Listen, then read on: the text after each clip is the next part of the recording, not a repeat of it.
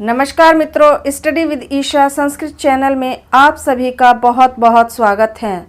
और हमारा समास प्रकरण चल रहा है।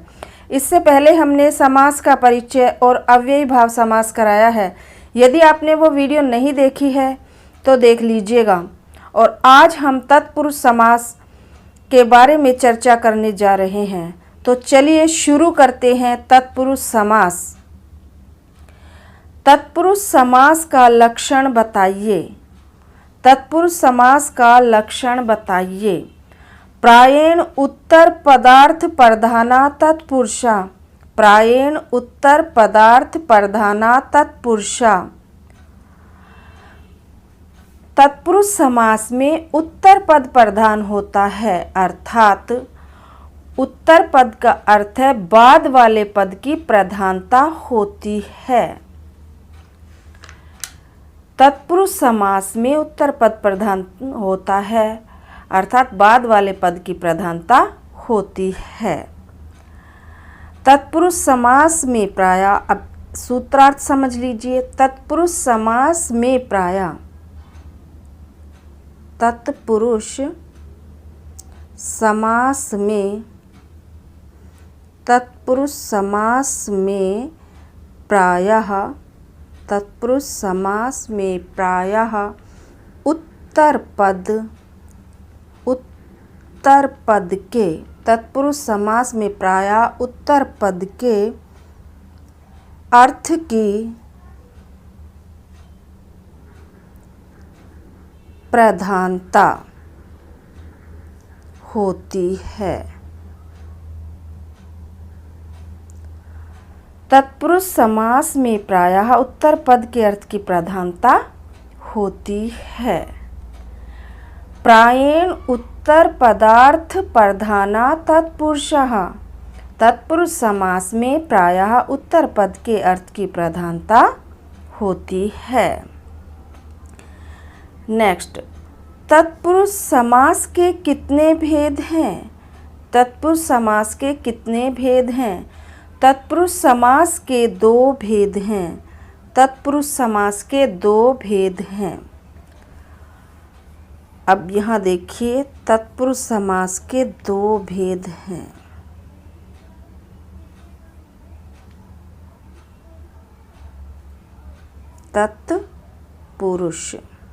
तत्पुरुष समास के दो भेद हैं।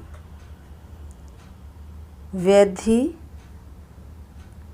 तत्पुरुष, वैधिकरण तत्पुरुष, वैधिकरण तत्पुरुष और समानाधिकरण तत्पुरुष,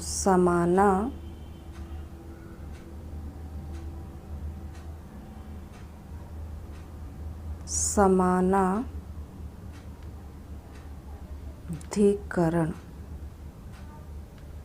तत्पुरुष।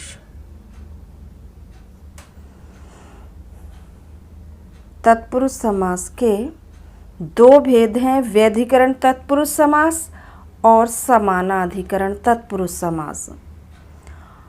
वैधिकरण तत्पुरुष की पहचान यही है कि दोनों पद, पूर्व पद और उत्तर पद अलग अलग विभक्तियों में होते हैं। वैधिकरण तत्पुरुष में क्या है कि दोनों पद, वैधिकरण तत्पुरुष में दोनों पद अर्थात पूर्व पद और उत्तर पद अलग अलग विभक्तियों में होते हैं। अलग अलग विभक्तियों में होते हैं, अर्थात उत्तर पद की अलग विभक्ति होती है और पूर्व पद की अलग विभक्ति होती है। पूर्व पद की अलग विभक्ति होती है और उत्तर पद की अलग विभक्ति होती है। यही वैधिकरण तत्पुरुष समास होता है। अब समानाधिकरण तत्पुरुष समास को भी समझ लीजिए। समानाधिकरण तत्पुरुष समास, समानाधिकरण तत्पुरुष समास, इसमें क्या होता है कि दोनों पदों का अधिकरण समान होता है, अर्थात दोनों पद समान विभक्ति में होते हैं। इसमें समानाधिकरण समास में दोनों पद, पूर्व पद और उत्तर पद समान विभक्ति में होते हैं, समान विभक्ति में होते हैं। और समान विभक्ति में भी प्रथमा विभक्ति में होते हैं, प्रथमांत होते हैं, प्रथमा विभक्ति में होते हैं, प्रथमा विभक्ति में होते हैं। और यही समानाधिकरण तत्पुरुष है, यही समानाधिकरण तत्पुरुष है। और समानाधिकरण तत्पुरुष जो है हमारा, इसमें भी समानाधिकरण तत्पुरुष में भी क्या है, तत्पुरुष का भेद है कर्मधारय और कर्मधारय का भेद है दिगु। ये हम आपको बाद में समझाएंगे, अभी आप समझ लीजिए समानाधिकरण तत्पुरुष समास। इसमें दोनों जो पद हैं वो समान विभक्ति में होते हैं, अर्थात प्रथमांत प्रथमा विभक्ति में होते हैं। अब इसको ऐसे समझिए, जैसे राम और श्याम एक ही कुर्सी पर या सोफे पर बैठते हैं तो वह कुर्सी या सोफा उन दोनों का समान अधिकरण है और यही समानाधिकरण समास है। जैसे राम और श्याम एक ही कुर्सी या सोफे पर बैठते हैं तो वह कुर्सी या सोफा उन दोनों का समान अधिकरण है, यही समानाधिकरण समास है। जैसे कृष्णः सर्पा, अब देखिए काला सांप जहाँ भी जाएगा अपना कालापन भी साथ लेकर जाएगा, अर्थात कालापन उसके साथ समान रूप से रहेगा, यही समानाधिकरण समास है। ऐसा तो नहीं है कि काला सांप अभी रोड पे गया तो वहाँ उसका कलर काला था और घर में आया तो हरा हो गया, ऐसा तो नहीं होगा ना। तो जहाँ भी काला सांप जाएगा अपना कालापन लेकर ही जाएगा, यही समानाधिकरण तत्पुरुष समास है। और व्यधिकरण तत्पुरुष में क्या है कि उन दोनों पदों की विभक्ति अलग होगी, उनका अधिकरण अलग अलग होगा। अब देखिए, जैसे अभी हमने आपको राम और श्याम का उदाहरण दिया है, इसमें भी देखिए राम और श्याम जब दोनों अलग अलग कुर्सी पर बैठते हैं तो यह अलग अलग अधिकरण है और इसे ही व्यधिकरण तत्पुरुष समास कहते हैं। जैसे राज्ञः पुरुषा, अब ऐसा तो नहीं राजा और नौकर एक ही सिंहासन पर बैठे या एक ही स्थान पर बैठे, और यही व्यधिकरण तत्पुरुष समास है। जैसे राज्ञः पुरुषा। अब आपको अच्छे से समझ में आ गया होगा कि तत्पुरुष समास के दो भेद हैं, व्यधिकरण तत्पुरुष समास और समानाधिकरण तत्पुरुष समास।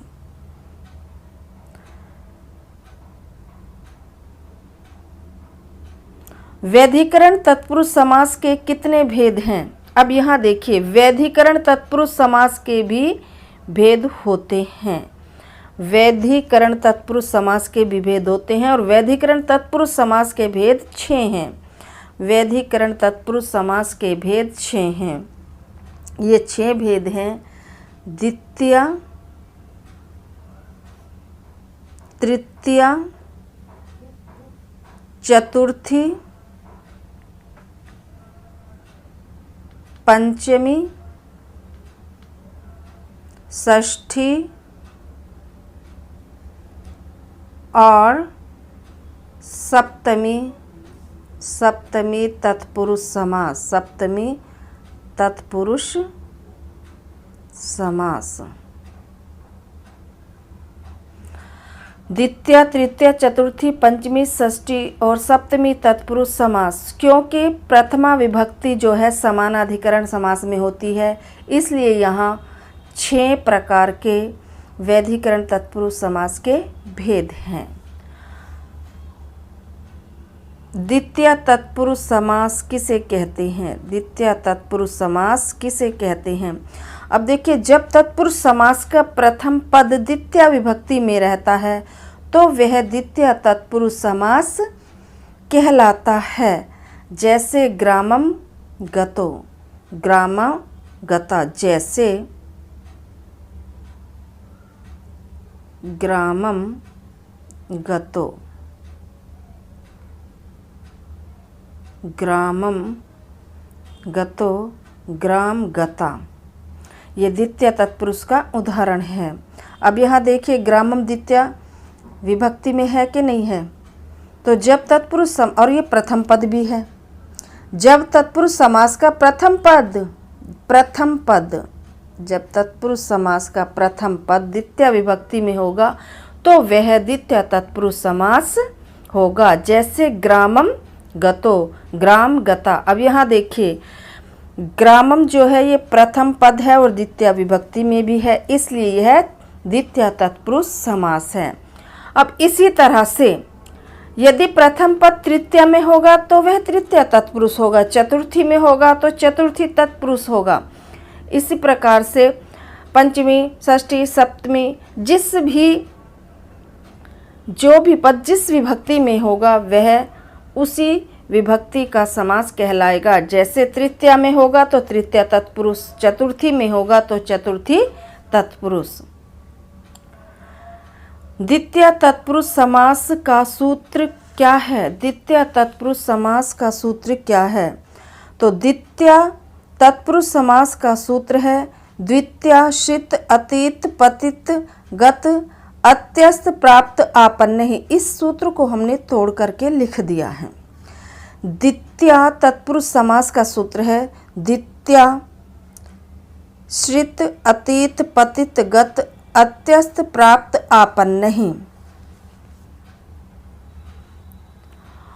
और जब भी समास में ये शब्द आएंगे श्रित अतीत पतित गत अत्यस्त प्राप्त आपन्न ही, तो वहाँ पर क्या हो जाएगा?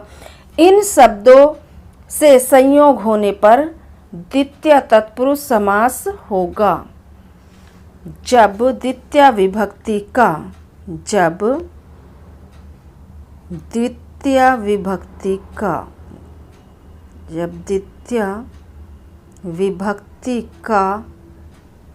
इन शब्दों किन शब्दों? इन शब्दों श्रित अतीत पतित गत प्राप्त आपन्नई।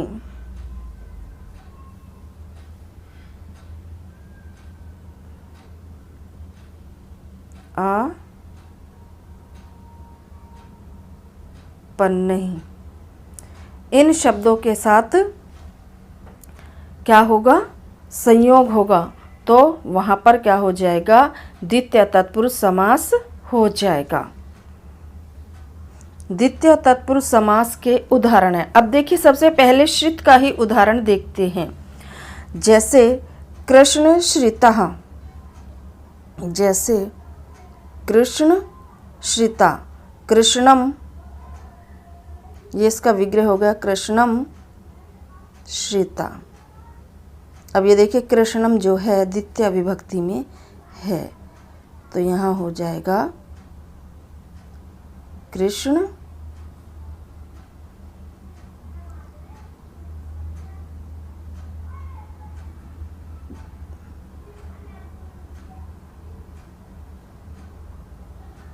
कृष्ण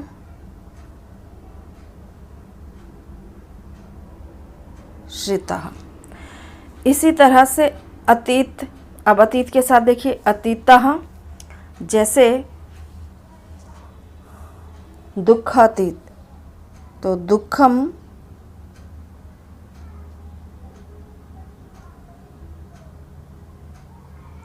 अतीतः हो जाएगा दुःखातीत। यहाँ दुक्कम भी द्वितीय विभक्ति में आगे स्वर आ रहा था, इसलिए माँ को अनुस्वार नहीं हुआ। अब देखिए पतितः का उदाहरण। पतितः,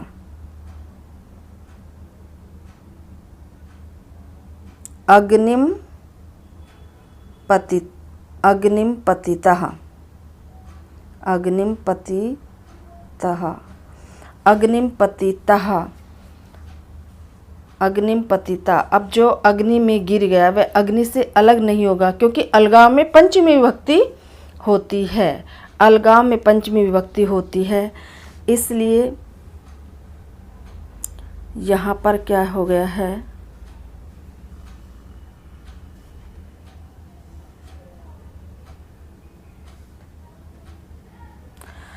अब देखिए अग्निम पतिता, अग्नि में जो गिर गया वो अग्नि से अलग नहीं होगा, इसलिए यहाँ पर पंचमी ना होकर के द्वितीय विभक्ति हो गई है। इसी तरह से कूपम पतिता भी होगा, कूपम पतिता,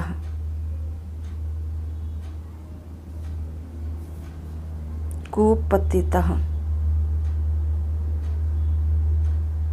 कूप पतिता, अग्नि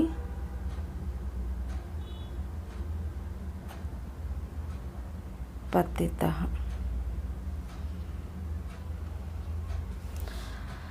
इसी तरह से गता का उदाहरण देखिए, प्रलयम गतः,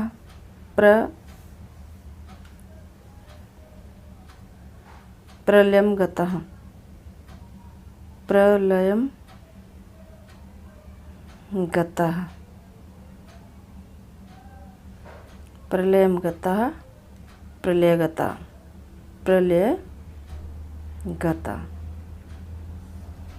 और शरणम गता, शरणम गता, ये इसका विग्रह है और हो जाएगा शरणागत, शरणागत। अब अत्यस्ता का देखिए, मेघम अत्यस्ता, मेघम अत्यस्ता, मेघा त्यस्ता। अब प्राप्ता का भी उदाहरण देखिए, जीवनम प्राप्तः, जीवनम प्राप्तः, जीवन प्राप्तः, जीवन प्राप्त। इसी तरह से सुख प्राप्ता, सुखम प्राप्ता, सुख प्राप्ता, सुख प्राप्ता।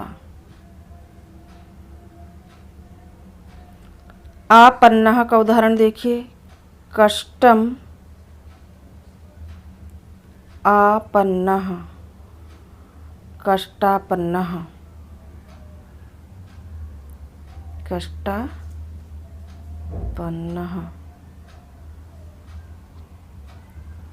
अब यहाँ पर हमने इतने उदाहरण देखे हैं, वो सभी जो हैं द्वितीय विभक्ति के उदाहरण हैं, अर्थात द्वितीय तत्पुरुष समास के उदाहरण हैं। ये सभी द्वितीय तत्पुरुष समास के उदाहरण हैं और इन शब्दों का प्राप्ता, आपन्नः, अत्यस्त, गतः, पतितः, अतीतः, शित आदि शब्दों के साथ संयोग होगा तो वहाँ पर द्वितीय तत्पुरुष समास होगा। ये सभी उदाहरण थे हमारे द्वितीय तत्पुरुष समास के। अब देख लेते हैं तृतीय तत्पुरुष समास क्या है। तृतीय तत्पुरुष समास किसे कहते हैं? जब तत्पुरुष समास का प्रथम पद तृतीय विभक्ति में रहता है तो वह तृतीय तत्पुरुष समास होता है। तृतीय तत्पुरुष समास किसे कहते हैं? जब तत्पुरुष समास का प्रथम पद तृतीय विभक्ति में रहता है तो वह तृतीय तत्पुरुष समास कहलाता है। और इसका उदाहरण है जैसे हरित्रातः, हरित्रातः,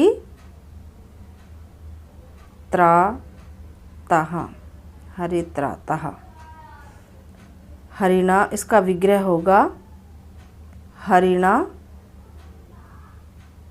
त्रातः।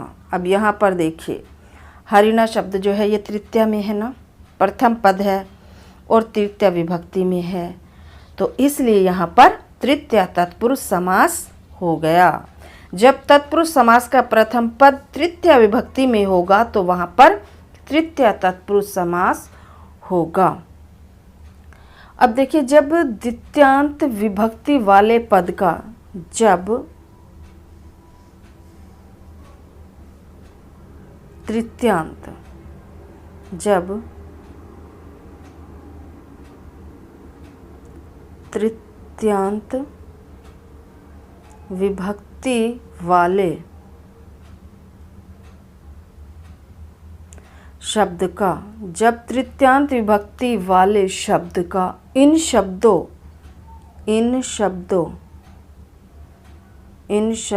अर्थात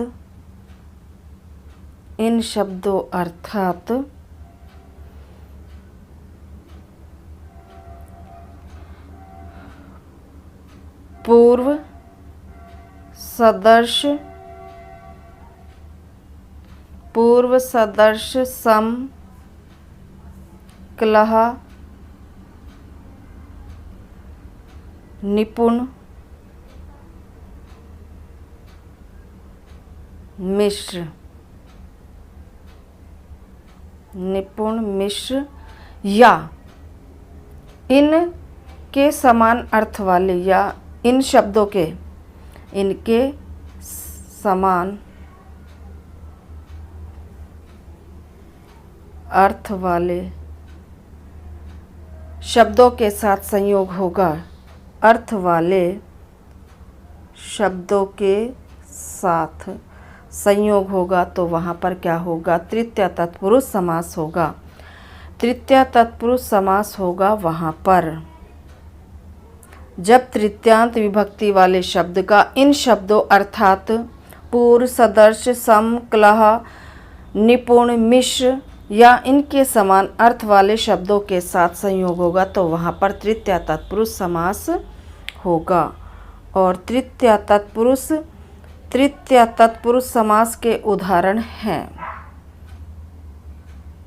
तृतीय तत्पुरुष समास के उदाहरण हैं। अब यहाँ देखिए, मासः पूर्वा, पूर्व आ गया मास में, मासः पूर्वा, और इसका विग्रह होगा मासेन पूर्वः, मासेन पूर्वाः। अब यहाँ देखिए, मासेन तृतीया में है ना, मासेन तृतीया में है और पहला पद भी है। इसी तरह से मात्रा सदर्शा, मात्रा सदर्शा, मातृ सदर्शा, मात्रा सदर्शा, ये मात्रा भी तृतीय विभक्ति में और पूर्व पद है। और इसी तरह से देखिए, नेत्रहीना, नेत्रहीना, नेत्रहीना,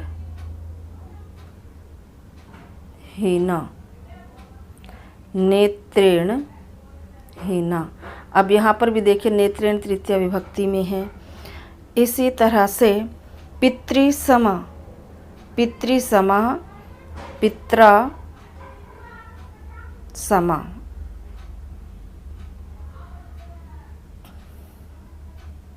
पित्रा समा, पित्रा समा, पित्रा भी तृतीय विभक्ति में है। और इसी तरह से देखिए, वाक कलह, वाक कलह, वाक कलह, वाक कला का होगा वाचा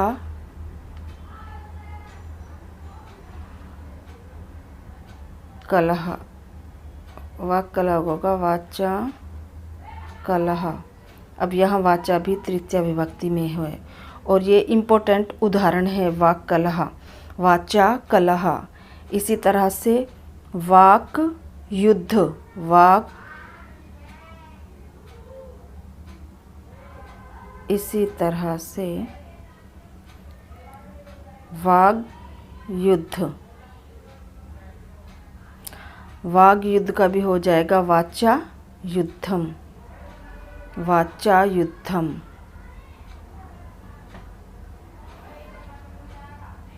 और गुड मिश्रण, अब गुड मिश्रम का देखिए, गुड मिश्रम का देखिए, गुड मिश्रम गुडेन मिश्रा, गुडेन मिश्रा, गुड मिश्रम, गुडेन मिश्रा। इसी तरह से आचार कुशला, आचार कुशला, आचारेण कुशला, आचारेण कुशला। यहाँ आचारेण भी तृतीया विभक्ति। अब देखिए कुशल जो है निपुण का ही समानार्थी शब्द है। इसी तरह से आचार निपुणः, आचार निपुणः का भी हो जाएगा आचारेण निपुणः, आचारेण निपुणः, आचारेण निपुणः। तो अब देखते हैं चतुर्थी तत्पुरुष समास। चतुर्थी तत्पुरुष समास करने वाला सूत्र कौन सा है? चतुर्थी तत्पुरुष समास करने वाला सूत्र कौन सा है? तो चतुर्थी तत्पुरुष समास करने वाला सूत्र है चतुर्थी तद्धार्थ अर्थ बलि हित सुख रक्षितई। चतुर्थी तत्पुरुष समास करने वाला सूत्र है चतुर्थी तद्धार्थ अर्थ बलि हित सुख रक्षितई।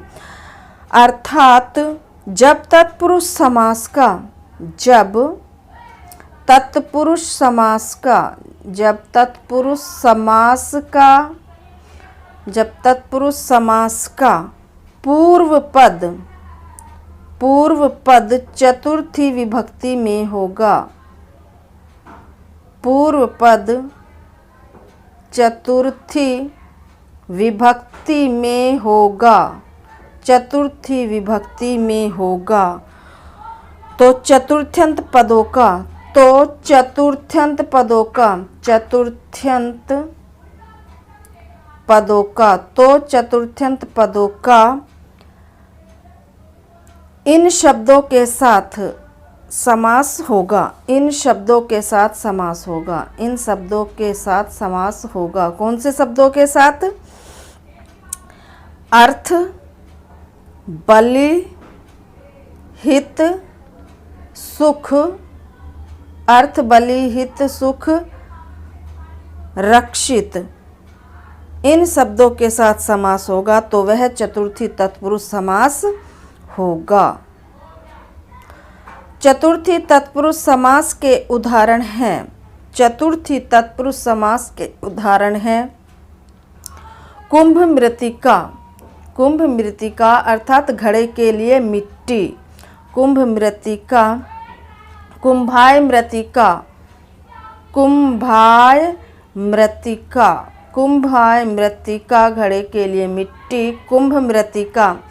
इसी तरह से यूपाय दारू, यूप दारू, यूपाय दारू, यूप दारू खंबे के लिए लकड़ी। और भूत बलि, भूतेभ्य बलि, भूत बलि, भूतेभ्य बलि, भूतेभ्य बलि, भूत बलि, भूतेभ्य बलि, भूतों के लिए बलि अर्थात जीवों के लिए बलि। इसी तरह से ब्राह्मण हितम, ब्राह्मण हितम जो है इसका होगा ब्राह्मणाय हितम। अब देखिए यहाँ पूर्व पद क्या है? चतुर्थी विभक्ति में है तो हो गया हमारा चतुर्थी तत्पुरुष समास। इसी तरह से गोहितम, गोभ्य हितम, गोभ्य हितम, गोभ्य हितम, गोरक्षितम, गोभ्य रक्षितम, गोभ्य रक्षितम। और गो सुखम, गो सुखम, गोभ्य सुखम, गो सुखम, गोभ्य सुखम। और इसी तरह से गुरु दक्षिणा, गुरु दक्षिणा, गुरुवे दक्षिणा, गुरुवे दक्षिणा, गुरु दक्षिणा, गुरुवे दक्षिणा। और द्विजार्थ, द्विजार्थ, द्विजाय अयमिति, द्विजाय अयमिति, इसका विग्रह होगा द्विजाय अयमिति, द्विजाय अयमिति द्विजार्था का हो गया। तो मित्रों ये था हमारा आज का तत्पुरुष समास। यदि आपको तत्पुरुष समास की क्लास अच्छी लगी हो तो लाइक शेयर कीजिएगा और सब्सक्राइब करना भी ना भूलें। तो टेक केयर, बाय बाय। मिलते हैं तत्पुरुष समास की नेक्स्ट वीडियो में।